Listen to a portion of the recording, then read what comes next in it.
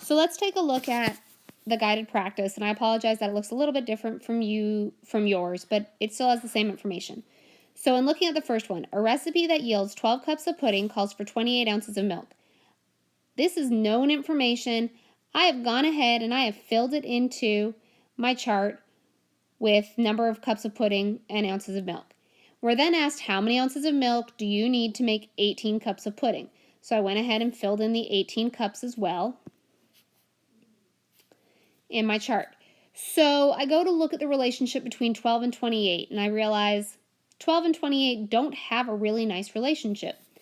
So I know I can't use the relationship going up and down vertically, but we can use the relationship horizontally, meaning right to left. So I go, what number do I know goes into 12 and 18? Well, I know 6 does, because I know that I can say 12 divided by 2, and that's going to give me 6. And I know that I can say 6 times 3, and that's going to give me 18. So I was able to take the number 6 and fill it in. So the relationships that we found on the top, we know we're going to have to replicate them on the bottom. So the first thing we did was 12 divided by 2 to get 6. So then we're going to say 28 divided by 2, and that's going to give us 14. So that means if we have 6 cups of pudding, that would require 14 ounces of milk. So let's then apply the second relationship we found. 6 times 3 is 18. So we would have to do the same thing on the bottom and say 14 times 3, which gives us 42, meaning that in 18 cups of pudding, there are 42 ounces of milk. So our relationship going up and down wasn't helpful, but we were able to find a relationship going right to left. Now let's take a look at a second example involving peach pies. So a recipe for one peach pie calls for 6 cups of sliced peaches. So I filled that in there. How many cups of sliced peaches are needed to make 4 peach pies? Well, notice that we counted by the number of pies. They increased each one. And when we look at this, we can say that our unit rate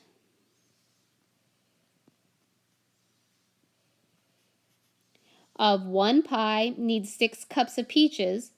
We can use this to say, well, if 1 pie has 6 cups, that means 2 pies has 12 cups, 3 pies would have 18 cups, and 4 pies would end up with 24 cups. So we were able to say 1 times 6 is 6, and 2 times 6 is 12, and 3 times 6 is 18, and 4 times 6 is going to give us 24. So notice that in each of those we were able to go up by 6. Now, a constant of proportionality should sound familiar. We just talked about it. And the constant of proportionality is a factor. And if the relationship is proportional, which most things will be, there's going to be a constant factor that relates one variable to another using multiplication. Okay? It's got to be through multiplication. Or it could be through division, but most of the time it's going to be multiplication. So what is the constant of proportionality in the example above? Well, when you look, we had 1 pie multiplied by 6, 2 pies times 6, 3 pies times 6, 4 pies times 6. We found out that the constant of proportionality is going to be 6. The reason it's going to be 6 is because every time you increased by 6, every time you made another pie, you increased the number of cups by 6. So 6 is your constant.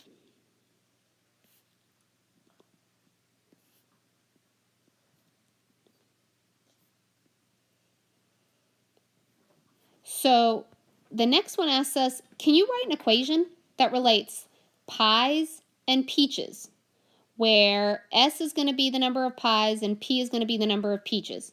So if we look, we took the number of pies times 6, and that told us the number of peaches. So they asked us to use the variables S and P. S is the number of pies, and P is going to represent the number of peaches. So we would write our equation, S times 6 is going to equal P. If we want to make it look a little more algebraic, we could write the P first and then say 6S. Or we could say 6S equals P. In all 4 of these cases, we've written an equation. The important thing to note is that we've included the constant of 6, which isn't in the equation, it's the only number in the equation, but we made sure that we replaced the word pies and peaches with the constant of 6. So now, for you guys, the M's and the P's hopefully are at the top of the page, and you've noticed that there are 8 M's and there are 3 P's. So we're going to use this information to fill in the chart. Now, if we look between 8 and 3, there is not a nice way to get from 8 to 3 using multiplication. So since we can't go up and down, we're going to have to go right to left. So we're going to think, how do we get from 8 to 24? Well, that would be 8 times 3 would be 24. So that means we have to come in and then do 3 times 3, and that's going to give us 9. So that's how we know that if there were 24 M's, we'd have 9 P's. How do we get from 3 to 12? Well, we would say 3 times 4 is going to equal 12. So that means we have to do the same thing on the top. So we would end up with 8 times 4, and that's going to give us 32.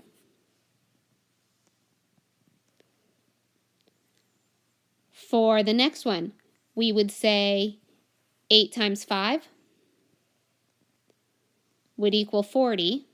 So we do the same thing on the bottom. 3 times 5 is going to equal 15. So that's how we know if there are 40 M's, there would be 15 P's.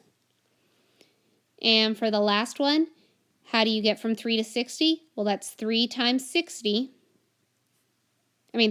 20, excuse me, is going to equal 60, which means we would then end up with 8 times 20, which is going to equal 160. So if we were to simplify 24 over 9 and 32 over 12 and 40 over 15 and 160 over 60, all of those ratios would simplify to 8 over 3. At Books Unlimited, 4 paperback books cost $16. Fill in the missing values in the ratio table.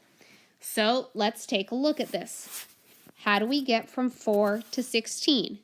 We would say 4 times 4 and get 16. So using this knowledge that to get from 4 to 16 is 4 times 4, if we're going to move this way, because we said 4 times 4, that's going to be multiplication. If we're going to move this way, we know we can't multiply. We would have to do the opposite, but we divide. However, the relationship of 4, that constant of 4, should be the same. So that means we would have 5 times 4, which would be 20. When we get down to this one, we have 48. Well, what times 4 is 48? To figure this out, we're going to use division. The reason we use division is because we're now going right to left instead of left to right. And we find out that it's 12. Now for the last one, we're saying 1 times 4, and that's how we get 4. That last one is going to be your unit rate. Remember that unit rate has got to have 1 as the unit.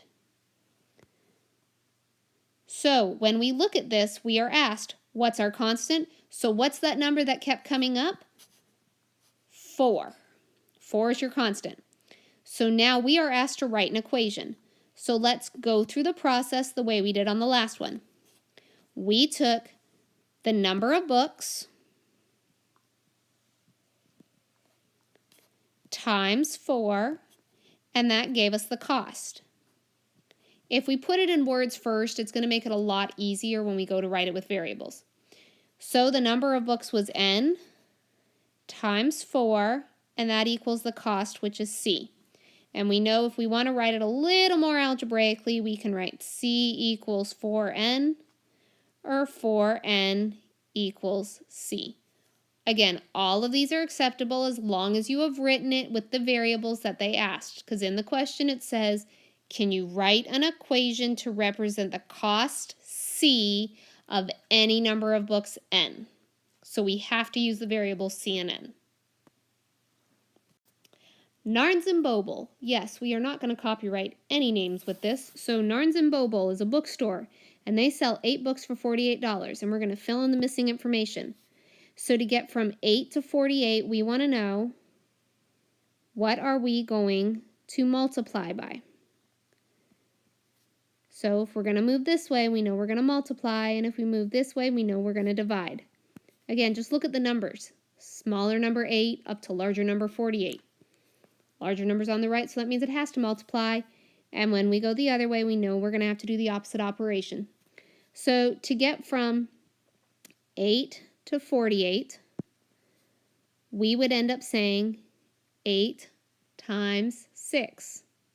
So that means for the second one, if we have 6 books, that would be 6 times 6 would cost us $36. And if we've got 96, we're starting with the 96. We're not going to say times 6 because we're moving to the left. We're going to do the opposite operation, the inverse, and divide by 6 to give us 16. And for the last one, we're saying 1 times 6. That's going to be $6, and that is what our unit rate is. Notice that the unit rate of $6 and that 6 was a number that you saw in the other 3 problems. So the constant's going to be 6. And we're going to write our equation first in words. So we took the number of books and we multiplied by 6, and that gave us the cost. So now let's replace that with the variables that they've asked us to. Can you write an equation to represent the cost C of any number of books n? So books is going to be the variable n times 6 equals the cost C. So we can leave it like that, or we can write it more mathematically as C equals 6n, or 6n equals C. Again, all of those are acceptable. Now for the last one. Jenna made lemonade for a fundraiser. For every 12 lemons, she used 4 cups of water. Fill in the missing values in the ratio table. Now in this table, they went and changed it from going up and down to a right to left. So we have to look. For every 12 lemons, she used 4 cups of water. That information's filled in the first. So we know that if we move down, we're going to multiply, and if we move up, we're going to divide. Again, take a look. If which way do the numbers get bigger? That's going to be when you multiply. Where do the numbers get smaller? That's going to be where you divide.